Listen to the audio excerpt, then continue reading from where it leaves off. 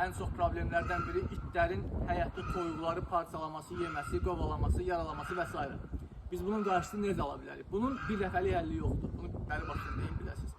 Ancaq vaxtaşırı itləri həmin bu toyuq düzə ilə bir yerdə saxlayıb, ta ki balacalıqdan elə adaptasiya eləmək olur və yaxud da ki, itlərin disiplini o qədər yaxşı olmalıdır ki, sizdən çəkinsinlər, sizin onların edəcəyi bu hərəkəti bəyənmədiyinizi şuuraldı beyinlərdə formalaşdırsınlar.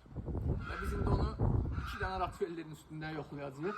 İnşallah ki, toyuqlarımıza dəyməzlər, çünki biz toyuqlarla bərabər olmuruq. Sırf onların itaət təlimlərinin və itaətkarlığının nəticəsini burada görmək istəyirik.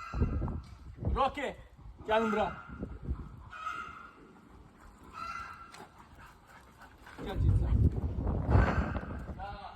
Gəl, aferin sizə. Aferin, gəl. Aferin sizə. Toyuqlar da çək. Fikir verin, hər tərəfdə toyuqlar var.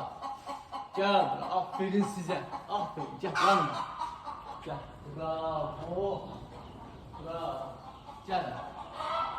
Gəl, gəl. Onlar. İtləri də çək. Fikir verin, hər tərəf toyuqdur, ancaq itlər bilirlər ki, icazə verməyəcəm onlara. Buranı da çək.